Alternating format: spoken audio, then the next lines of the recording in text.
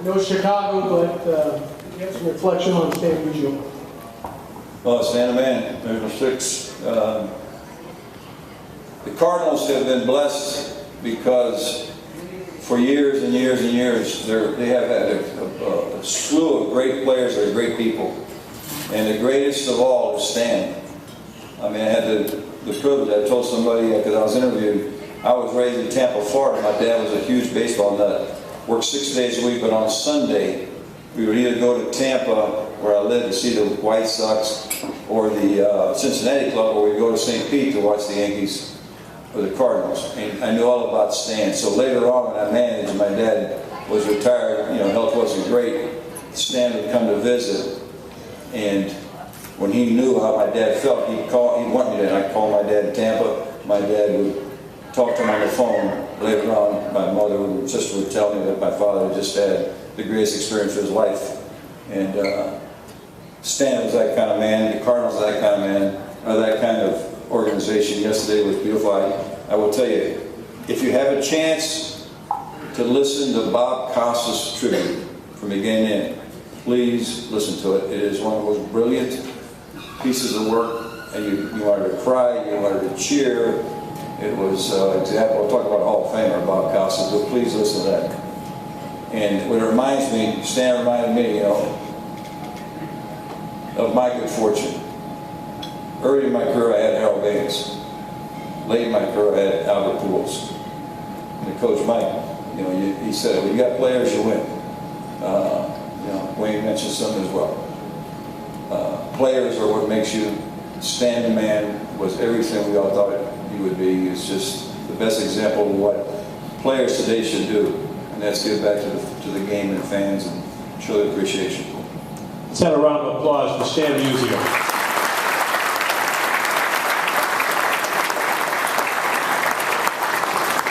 Now, before we ask our next question, the Costas tribute, is that the MLB network show which ran this week, or is this from the funeral yesterday? There were 4 speakers at the funeral. At the funeral, okay. And Bill DeWitt, the third, spoke. Then Bob, and had 2 members of the family. There was the one from the funeral. So I think if you get online, it might be on there, and we'll find a way, because we might even play some of it next year. Thank you, Tony, for pointing out. Tony came in for Sox Fest, flew down to St. Louis for Mr. Musial's funeral, and came back up for Sox Fest and staying overnight to do the Pitch and Hit Club. We thank you for that. Yes, sir. Your question for Tony La Russa. Who was the best player you ever managed? I usually don't answer that one because it's disrespectful. You had Fisk, you had Luzinski, you had Baines, then you go to the A's, you had a push button club, with Jose Montero and Ricky, and the greatest player until then was Ricky Henderson. But Albert Pujols, by a significant margin, I call him Albert P. Pujols for perfect. Albert Pujols is the best player I've ever been on a team with, and even on another team against us. He did everything to win the game. He didn't care nothing about fame and fortune. It just happened for him. Great teammate and a wonderful member of the community, Albert. Well said. Yes, ma'am. For Tony. Tony, if you were a hitting coach, would you let any of your young players take a stance like Musial? Well, if the hitting coach, sometimes, it's a very good point, but sometimes coaches have to coach. If a coach started messing with a guy that averaged 330, he wouldn't coach very long. So, Stan is it's a weird stance that produced great things, where he had great ability. There are some basics to hitting, but you don't mess with greatness.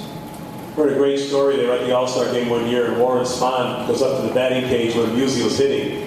He said, "Stosh, change everything. That's not going to work for you." And he looked at him and he said, "Warren, old habits are hard to break." When he went out and hit 345 that year. Thank you, miss. Sir.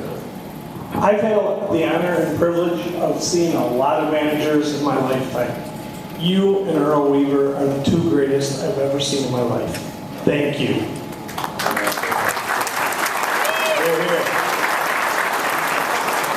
And our next to last question for Tony, we'll do 2 more. Yes, sir.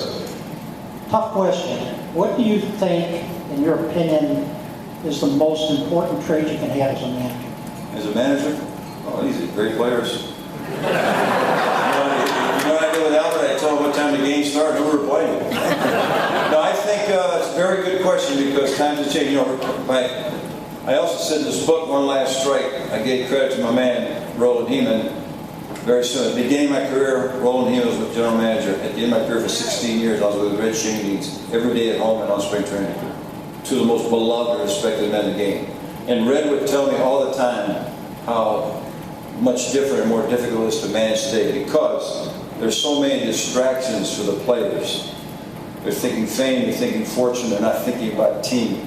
So the most important thing you can do as a coaching staff, you have to really work the frame of mind and get the guys to think team, and it's all built on respect and trust and caring for each other. Then you talk about the game. And that is really a challenge, and if you understand it, you can do it. If you take it for granted, you're beat. I know that's last. I do have one story, Tom. Let me get one more question, then Oh, you got another question? you definitely want to hear that story. Go ahead, sir. This is Johnny Reyes. Go ahead, Johnny. Tony, one of the things in my 50 years of covering baseball I've heard that has been most striking about anybody, and I've talked to a lot of great managers. Jerry Reinberg once told me that the biggest mistake he ever made in baseball was having you leave the White Sox. I want to compliment you. That's one of the most striking things I've ever heard of managers. I know to say to you.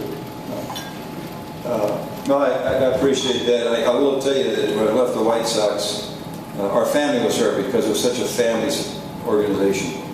Family, and it was about probably half a dozen years my wife wouldn't speak to him because he was the owner and he should have stopped it.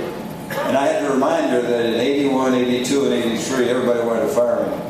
And Jerry stayed with him. So I appreciate that.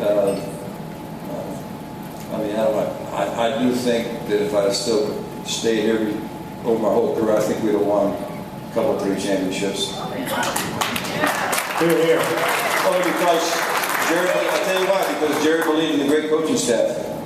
He was the first guy that I worked for that he said, well, investment had a great coaching staff, and that's how you win nowadays. Great coaches, you get players to listen. So here's my story. It has a White Sox root. Roland and Bill, they gave me the Double-A job as a manager in 1978. Now, I played 16 years, and I was a lousy player. And then I had this chance to manage. So the first club they gave me is 1978. Harold Baines was on that club. In those days, when you went to your minor league stadium, which was Knoxville, Tennessee, you had like a dinner like this, like a Chamber of Commerce. And the farm director would invite and introduce the team. Now, I hope a lot of you would remember that at that time it was Paul Richards, who was a legend, a big tall. He was like 70, he was a legend, who spoke with a drawl from Waxahachie, Texas, you know. And so he's introducing the team, and he's bragging on this team. By the way, that team is one of the best I've ever managed. I can't go into it now, but I can back that up. I'll tell you what our pitching staff was. We had Trout and Dotson and Burns, AAA, Baines. I mean, it's ridiculous.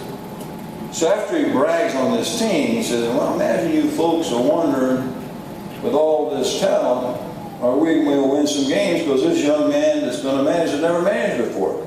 And if you're wondering that, you probably heard that the worst players make the best manager. This young man's got a chance to be an outstanding. So I'm sitting there and I'm thinking, man, I started to get sick of this shot in my career. I said, man, he's right. So here's the first game I ever managed. And the beautiful part about it was 33 years is late it would never each eight. Had a 1-run in the ninth. It's the most nervous time. Well, for a manager, it's nervous time for anybody that cares because you're 3 outs away from having a good day. If it gets away from you, then you're going to beat yourself up about what could have been different, right? So all spring long, Paul is coaching the young managers about the really good managers. They make the moves ahead of the damage, not after. And these are some of the things you look for. So I knew that, okay, so the first game, and I'm watching, I look at one lead. A guy just walked through the 8th inning. That time they didn't use the 9th inning closer. And he goes out there, and sure enough, the first two guys get on base. And I think to myself, man, you know, that fastball that had that little hop and that breaking ball that was biting, now they're both kind of just top of the zone, like, hit me, hit me. I think, that's it, man. He's getting ready to get hit. And I want to make the move ahead of the damage. So I walk out there, go for the middle, bring in the right hand, triple and a single, and we lose. So I walk into the locker room, you know, it's in Chattanooga, Tennessee. I mean, a little about the size of the stage.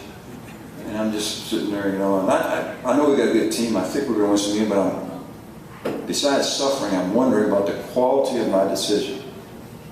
I said, what did Paul see, man? Would he have made that move? So he comes walking in. Boy, I said, yes, sir, Mr. Richards. You may have been a better player than I thought you were.